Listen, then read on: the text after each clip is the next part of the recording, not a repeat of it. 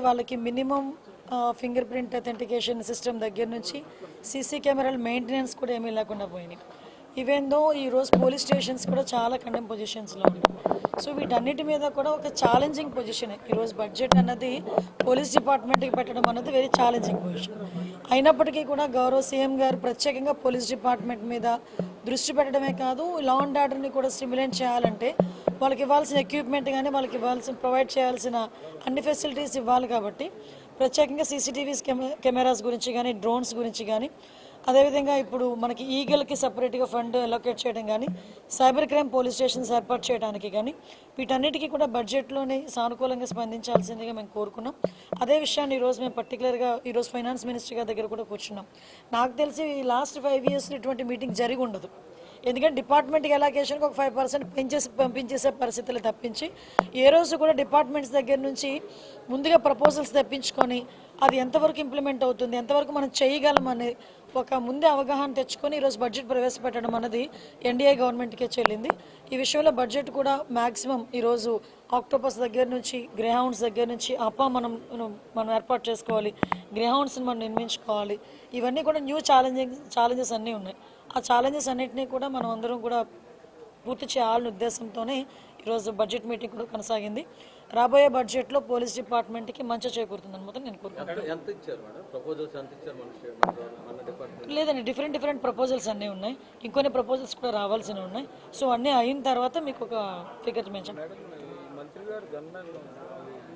ఏం లేదండి, అది యాక్చువల్గా నేను మాట్లాడాను, మంత్రి గారితోనే మాట్లాడాను, డిపార్ట్మెంట్ వాళ్ళతో ఇక్కడ మాట్లాడాను.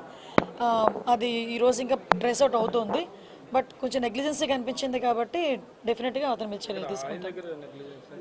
అంతే కదా, డిపార్ట్మెంట్ కాదు, ఆయన దగ్గర క్యారీ చేసే విషయంలో ఎక్కడో చిన్న అంటే మిస్యూజ్ అని కూడా కాదు, బ్యాడ్ లక్. ఏముంది, చట్టం తన పని తను చేసుకెళ్ళిపోతుంది. ఏదైనా తప్పు చేసిన వాడికి ఏదో టైంలో శిక్ష తప్పదు, వెళ్తుంది. దానికి మనం రకరకాల మనుషులు రకరకాలుగా మాట్లాడుతున్నారు. నిన్న వైఎస్ఆర్సీపీ వాళ్ళందరూ బయటకు వచ్చి డీసీపీ ఆఫీసులో మాకు రిప్రజెంటేషన్ ఇవ్వలేకపోయాము, ఇలాంటి మాటలు మాట్లాడుతూ ఉంటే కర్మ సిద్ధాంతం అన్నది నాకేదో గుర్తొచ్చింది. కొన్ని కర్మ సిద్ధాంతాలు కూడా ఉంటాయి కదా. లాస్ట్ టైం మీకు వాళ్ళకి గుర్తు చేయాలి, మమ్మల్ని కనీసం డీసీపీ ఆఫీస్ గేట్ కూడా ముట్టుకొని ఇచ్చేవారు కాదు. మా పార్టీ ఆఫీస్ నుంచి మేము బయలుదేరితే అక్కడ ముళ్ళ కంచెలు లాంటి వేసి, ఇనుప కంచెలు వేసేసి, పోలీస్ ప్రొటెక్షన్ పెట్టేసి మమ్మల్ని లోపల కూడా వెళ్ళకుండా కిలోమీటర్ అవతలే మమ్మల్ని ఆపేసే పరిస్థితి. ఈరోజు చాలామంది ఈ 7 నెలల కాలంలో డీసీపీని కలిసిన సందర్భాలు చాలా ఉన్నాయి. వైఎస్ఆర్సీపీ వాళ్ళు, ఇదే ఎక్స్ మినిస్టర్ అంబటి రాంబాబు వీళ్ళందరూ కూడా ఈ 7 నెలల్లో 2-3 సార్లు వెళ్ళి డీసీపీని కలిసిన సందర్భం కూడా ఉంది. నిన్న డీసీపీ గారు ఏదో బిజీగా ఉండుంటారు, అక్కడున్న వాళ్ళకి ఇచ్చి రావాలి. దానికి ఇంత రాద్ధాంతం చేసి మళ్ళీ పైగా డీసీపీ ఆఫీస్ను కూడా, అంటే వాళ్ళు బ్యాక్ ఒక్కొక్కసారి వెళ్ళి వాళ్ళ గతం కూడా ఒకసారి గుర్తు తెచ్చుకుంటూ ఉండాలి. దాన్నే కర్మ సిద్ధాంతం అంటారు. అది ఎలా మర్చిపోకూడదు, మనం మర్చిపోయిన కర్మ అన్నది మర్చిపోదు కదా, అదే జరుగుతుంది. అక్రమ అరెస్ట్, వైసీపీ ఎప్పుడు అక్రమ అరెస్ట్ అంటుంది. మమ్మల్ని చేస్తేనేమో అవి కరెక్ట్ అరెస్టులు, ఇవేమో అక్రమ అరెస్టులు. అందులో పెట్టినవేమి సెక్షన్స్ ఒకసారి చూసుకుంటే దానికి అనుగుణంగానే కోర్టు కూడా సబ్మిట్ చేశాము. జడ్జి గారు కూడా రిమాండ్ విధించారు. ఫర్దర్గా ఏం జరుగుతుందని కోర్టులు చూసుకుంటారు.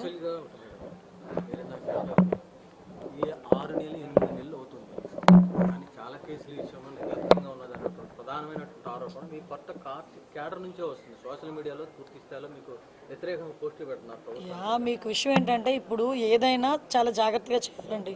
ఇది లా అండ్ ఆర్డర్కి సంబంధించిన విషయం, కోర్టులకు సంబంధించిన విషయం. ఒక కేసు పడింది అనుకుంటే ఆ కేసు ఎందుకు ఏ రకంగా పడింది అవన్నీ కూడా మేము కూలంకషంగా మేము చర్చించుకోవాలి. ఒక డీటెయిల్ రిపోర్ట్ ఇవ్వాలి అనుకుంటే కనుక మేము అంత స్టడీ చేయకుండా మేము ఇవ్వకూడదు. అంటే ప్రతి ఒక్క విషయంలోనే కూడా అందరికీ న్యాయం జరగాలనే కోరుకుంటున్నాము. తప్పు చేసిన వాడికి శిక్ష పడాలని కూడా కోరుకుంటున్నాం. మీరు అబ్జర్వ్ చేసుకుంటే లాస్ట్ విజయనగరం జిల్లాలో ఒక పోక్సో కేసు ఒకటి వచ్చింది.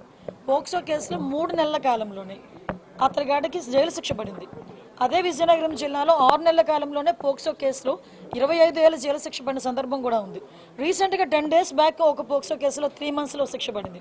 సో ఈ విషయంలో నేనేమంటానంటే, పోలీస్ డిపార్ట్మెంట్ వాళ్ళు కానీ, ప్రాసిక్యూషన్ వాళ్ళు కానీ, ఈ ఇద్దరూ కూడా కోఆర్డినేట్ చేసుకొని ఎఫ్ఐఆర్ నోట్ చేసిన దగ్గర నుంచి, ఛార్జ్ షీట్ నోట్ చేసిన దగ్గర నుంచి కూడా కోఆర్డినేట్ చేసుకుని వెళ్తే శిక్ష పడే పరిస్థితులు కూడా చాలా ఎక్కువగా కనిపిస్తూ ఉంటాయి. అండ్ దానివల్ల ఎటువంటి ఇబ్బంది కూడా కలగదని నా ఉద్దేశం. యా, అది దురదృష్టం అండి. అంటే విషయం ఏంటంటే ఫర్దర్గా మీకు లాస్ట్ 6 monthsలో కూడా చూసుకుంటే యాక్చువల్ క్రైమ్ రేట్ 9% తగ్గింది. ఎందుకంటే మీరు అబ్జర్వ్ చేసుకున్నా కూడా ఎక్కడ కూడా నిందితులను పట్టుకునే విషయంలో ఎక్కడ కూడా చిన్న నిర్లక్ష్యం కూడా మేము వ్యవహరించట్లే. ఇమీడియట్గా 24 to 48 hours మేము పట్టుకుంటున్నాము. As per rule, as per police rule, as per law మేము వాళ్ళని ప్రొడ్యూస్ చేస్తున్నాం. వాళ్ళకి కూడా రిమాండ్స్ వెళ్తున్నాయి. మ్యాక్సిమం వాళ్ళకి శిక్ష తొందరగా పడేయడానికి కూడా ఛార్జ్ షీట్స్ ఓపెన్ చేయడం కానీ, వాటికి సంబంధించిన క్లూస్ ఇవ్వడం కానీ, ఫోరెన్సిక్ రిపోర్ట్స్ ఇవ్వడం కానీ చాలా తొందరగా డిపార్ట్మెంట్ వాళ్ళు చేస్తున్నారు. కాకపోతే 1 or 2 సిచ్యువేషన్స్ డెఫినెట్గా జరుగుతున్నాయి. ఈరోజు చూస్తే అమ్మాయితో నేను వాళ్ళ తల్లిదండ్రులతో కూడా నేను మాట్లాడాను. అమ్మాయితో ఫోన్లో మాట్లాడడం కూడా వాళ్ళకు కొంచెం ధైర్యంగా ఉంటుందని చెప్పి ఇక్కడ నుంచి నేను అన్నమయ్య జిల్లా అమ్మాయిని ఇమీడియట్గా ఇప్పుడు బెంగళూరు కూడా షిఫ్ట్ చేశారు. మన మంత్రిగా రాంప్రసాద్ రెడ్డి గారు కూడా ఇమీడియట్గా అక్కడికి వెళ్ళారు. లోకేష్ గారు కూడా వాళ్ళతో పరామర్శించారు, వాళ్ళతో ఫోన్లో మాట్లాడారు. నేను కూడా మాట్లాడాను. ఎట్టి పరిస్థితుల్లోనే ఆ అమ్మాయి కంపల్సరీగా బతకాలి, అమ్మాయికి క్షేమంగా బయటకు వస్తుందన్న నమ్మకం మాకుంది. నిందితుడు ఎవరైనా కూడా కంపల్సరీగా యాజ్ ఎల్ యాజ్ పాసిబుల్ పట్టుకుంటాం. శిక్ష అయితే చాలా గట్టిగా కూడా ఉంటుంది. Thank you.